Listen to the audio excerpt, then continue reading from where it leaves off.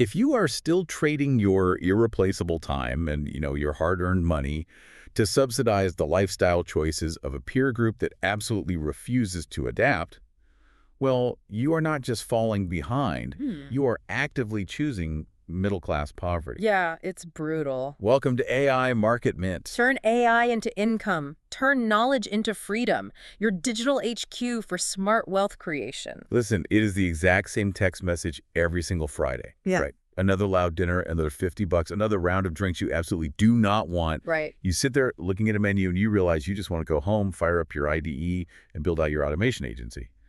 But you feel like you can't say no. Yeah, because if you say no to a simple birthday dinner, suddenly you are labeled the antisocial one of the group. Exactly. It feels impossible to decline without looking like a total financial failure to them. What you were describing is really the invisible social tax. I mean, you pay a heavy premium just to exist in a peer group that still operates on a completely outdated societal script. The invisible social tax. Yeah. That is exactly what it is. You have to realize that the anxiety you feel when that text message comes in, it's rarely about losing a friendship. It is almost always about losing status. Right. When your social circle operates with zero digital leverage and, honestly, zero financial literacy, setting a basic boundary feels to them like a direct insult. I see it happen constantly. You sit at these loud dinners, right, stressing about the incoming credit card charge while everyone else is, like, taking photos for social media. Oh, always. It's all for the broadcast. They desperately want to split the restaurant bill evenly, even when you specifically just ordered water and a side salad. It drains your checking account, but worse, it drains your focus. That's the real cost. You cannot scale a digital business if your weekends belong to this consumer-driven groupthink. No, you can't. But I know what people listening are thinking right now. What's that?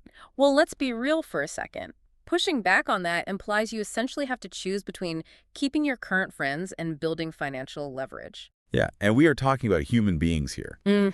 I get that cutting people off over a $50 dinner sounds incredibly ruthless. Right, it sounds cold. It sounds like you are treating relationships like corporate stocks, which is, a hard pill to swallow. But it is not about being malicious, and it's not about your friends being bad people either. It is about recognizing a systemic trap. A trap exists. Yeah, if a relationship requires constant, non-renewable capital extraction just to maintain, well, it is a fundamentally bad investment model. You literally bleed your capital to fund a Friday night illusion. I agree completely. Right. But, how did simple friendship become so incredibly expensive in the first place? It's structural. I remember a time when hanging out just meant sitting on a porch, going for a walk, or, playing a free game. If you suggest meeting at a free public park on a Saturday night right now, people look at you like you are completely insane. Or deeply impoverished, yeah. That happens because we experienced a massive macroeconomic shift in how modern society actually defines human connection. Okay, how so? Post-World War II, the global economy transitioned from a production-based society to a hyper-consumption-based society. We stopped building things together as communities. Right, and we started buying things together as consumers. Exactly. Corporations realized that individual consumption has a hard mathematical ceiling. You can only buy so many things just for yourself before you run out of space or need. But social consumption is limitless because it is driven entirely by peer pressure. You hit the nail on the head. They effectively monetized friendship.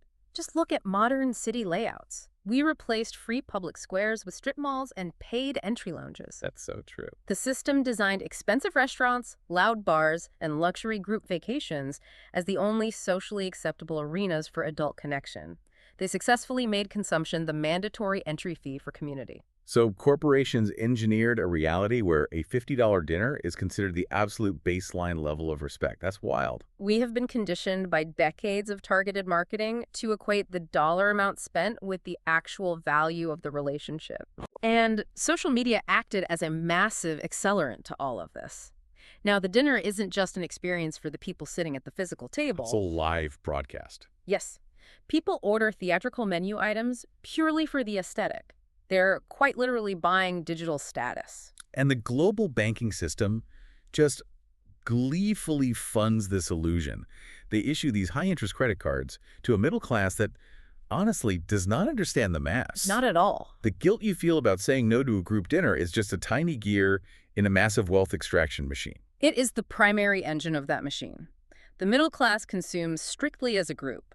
But the wealthy, they invest strictly as a group. Until you recognize which financial system you are operating in, you will just continue to bleed capital. Okay, but even knowing that history, actually executing the defense is really hard. Yeah. Why does the brain literally panic when someone tries to type the simple word no in a group chat? Because you were fighting millions of years of evolutionary biology, you are running archaic software in a modern hardware environment.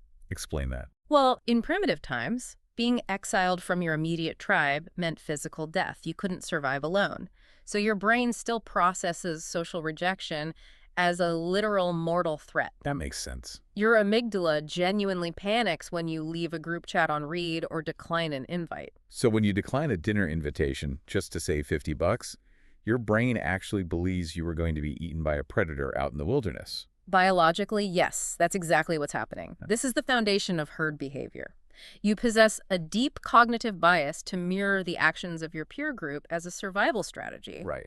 But the problem is, in the modern financial ecosystem, following the herd mathematically guarantees poverty. Yeah, your brain creates this psychological anchoring bias that just completely ruins your budget. Wait, Ollie, anchoring bias sounds technical. What does that actually mean for a normal person? Simple. It just means your brain instantly latches on to the very first piece of numerical information it gets and uses it as a permanent baseline. Imagine it like walking into a luxury car dealership. After looking at a $100,000 car, a $50,000 car suddenly looks like a cheap bargain, even if it is completely out of your actual budget. That's a great way to put it. And your peers set highly dangerous financial anchors for you every single weekend. Let's look at a fictional example to see how this systemic trap works in real life. Yeah, let's hear it. Think about Steve. Steve makes a solid $80,000 a year, but his three best friends all make over $150,000. Oh, man. I know a lot of guys exactly like Steve. He is trapped in a psychological cage. Right.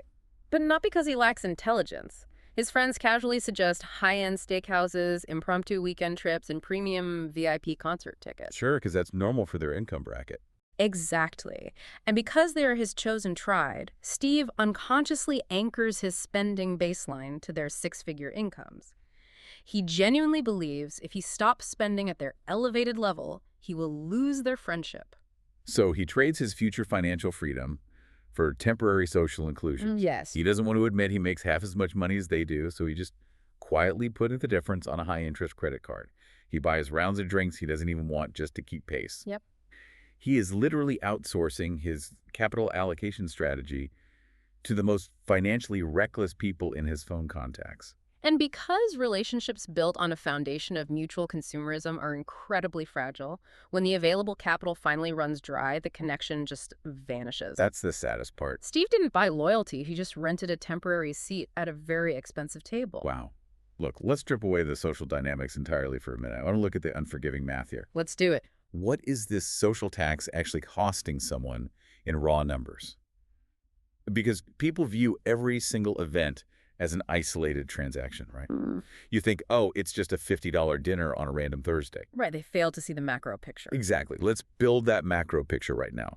Assume your social circle pressures you into just two $50 dinners a week, plus, say, $100 in weekend drinks and entertainment. Okay. That is $200 a week in pure social tax. Now, $200 a week doesn't sound insane on a decent corporate salary. A lot of people easily spend way more than that just trying to keep up.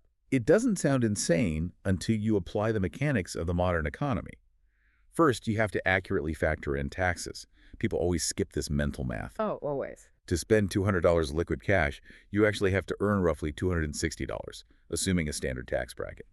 If you make $40 an hour, a $200 weekend isn't 5 hours of work. No, it's not. It is nearly 7 hours of work. You work those extra hours of your life for the government just for the absolute privilege of handing the remaining cash to a bartender. That hurts to think about. It should. $200 a week is $10,400 a single year in post-tax liquid capital. 10 grand a year just to keep your friends mildly entertained. The cost of capital on that money is catastrophic. Wait, Ollie. Cost of capital sounds technical. What does that actually mean for a normal person? Simple. It just means the exact required financial return you absolutely must earn to mathematically justify spending your money or your time. Imagine it like a physical toll bridge. If the toll costs you $10, the business deal waiting on the other side better pay you at least $11, or you simply do not cross. Perfect. So when you spend that $10,400 on depreciating social events, your cost of capital is catastrophic. You give up the exponential market growth that money could have achieved. Show them the math. Let's say you invest that exact amount annually into a standard S&P 500 index fund at an 8% historical return. And we project this over a standard 20-year timeline. 20 years of saying no to overpriced group dinners and weekend bar tabs. Mm. What does the math actually yield? After 20 years, your raw principal investment would be $208,000. But compound interest adds an additional $289,000 to your balance. Unbelievable. Your final portfolio balance is roughly $497,000. $500,000. You bleed $500,000 just to eat mediocre food with people who won't even be at your funeral? That money buys a massive amount of personal freedom. It really does. It buys the ability to walk away from a toxic job, buy AI servers, and build a scalable digital infrastructure. Every single $50 dinner is a direct, violent assault on your future net worth. And we haven't even factored in inflation yet. Over 20 years, the purchasing power of fiat currency drops by design. By spending the cash today instead of buying appreciating assets, you just accelerate your own decline. You double tax yourself, Yeah. you pay the social tax to your friends, and you silently pay the inflation tax to the government by holding fiat. Exactly. You are actively selling your future freedom to become the primary financial sponsor of a local restaurant owner's early retirement plan while your own retirement starves. Let's see what this looks like when the math plays out over decades. We can compare two future paths. Path A is the social people pleaser, and Path B is the strategic isolator. I like this. The real-world consequences are vastly different. Look at Path A. They never set a boundary. Yeah. For the first decade, sure, they look victorious on Instagram with massive social validation. Well, they look great online. Yeah, they have a house full of depreciating goods, but zero actual equity. Behind the filters, they have zero liquid runway and massive consumer debt. Then they hit 40. A macroeconomic emergency hits, or, their mid-level logistics job is automated away by a specialized enterprise AI model. They urgently need capital. And where do they turn? They turn to the exact same friends they spent tens of thousands of dollars entertaining. And those friends can offer emotional support, sure, but zero capital because they are all broke too. Yep. If Steve's corporate job is replaced by an LLM in 3 years, his steakhouse friends won't hire him. The social people pleaser remains permanently trapped. They have to keep working a soul-crushing corporate job they hate simply to service the debt they accumulated trying to look successful. Now look at Path B, the strategic isolator. Yeah. This person understands the math. They embrace the short-term discomfort of saying no. They absolutely refuse to subsidize other people's financial habits. It's a hard choice at first. In the short term, yeah, Path B is uncomfortable. They lose a few superficial friends, but they take the localized social pain up front to avoid the macro financial pain later. Exactly. They spend Saturday nights training custom AI agents, building automated workflows, and accumulating digital leverage instead of drinking at a loud bar. They multiply their output. By age 40, Path B possesses massive digital leverage, a compounding portfolio, and total autonomy. But hold on, isolation takes a heavy toll. Humans are social creatures. If you spend your 20s locked in a room building software, don't you just end up rich but completely alone? That is the paradox. You do not end up alone. Right. When you actually build real wealth and authority, you automatically attract a new, much higher tier social circle. You upgrade your network by aggressively upgrading your net worth. That is a critical rule of social dynamics. The friends you lose when you stop paying the social tax were bound by consumption, not connection. You replace them with builders. Path A leads to permanent servitude. Path B mathematically guarantees freedom. You just have to choose your pain. I am convinced. The social tax is an engineered trap. But how do you execute this shift today without becoming a miserable hermit? What's the strategy? It requires an immediate mindset shift. You have to appoint yourself as the ruthless CEO of your own life. I love that framing. A CEO doesn't approve a massive capital expenditure just because a mid-level manager asks nicely. Treat your personal checking account as a heavily guarded corporate treasury. Protect it from your peers. Protect it at all costs. Accept that your journey to wealth will offend people who are committed to staying broke. Their negative reaction to your boundaries is not your problem. Let them talk. You cannot build a massive empire if you worry about the opinions of people who lease their entire lifestyle. Here is the exact practical framework to stop the bleeding today. Implement the 30-day no challenge immediately. Oh, this is powerful. For the next 30 days, automatically default to no for any social invitation that costs more than $20. Deliver a clean, fast projection. You automate the friction. If they genuinely want to meet, strategically suggest a free alternative, like a walk or a coffee at home. Yes. If they refuse the free alternative, you have mathematically proven the truth. You've proven they only value the consumption, not the connection. You drop the issue and move on without guilt. But you can't just leave that rescued $50 sitting in your checking account, or human nature will just waste it on something else anyway. You need a system for micro-investing. Wait, Ali, microinvesting sounds technical. What does that actually mean for a normal person? Simple. It just means automatically taking tiny, almost invisible amounts of spare change and throwing them directly into the stock market.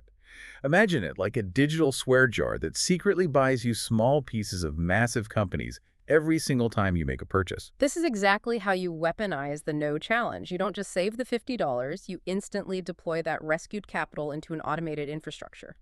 Acorns is the ultimate execution tool for this. It acts as an impenetrable digital vault. Right, because if left in checking, you will spend it. Every time you successfully decline an expensive event, you manually drop that exact $50 straight into your Acorns account. Exactly. It takes your rescued capital and automatically micro-invests it across a diversified portfolio without you having to look at complex charts or time the market. It fundamentally rewires your dopamine loop. You stop getting a high from spending money with friends, and you start getting a psychological high from watching your wealth compound silently in the background. Without a system like this, people fail because they rely on willpower instead of infrastructure. We've put the official verified links in the pinned comment below. Don't go searching randomly and get scammed. Use the ones we've checked.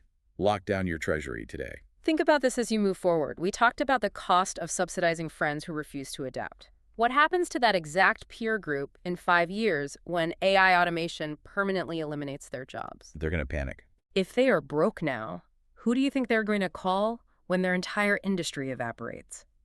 If you haven't built your fortress, you will both drown. You have to build the fortress. Don't let the future leave you behind. Start earning.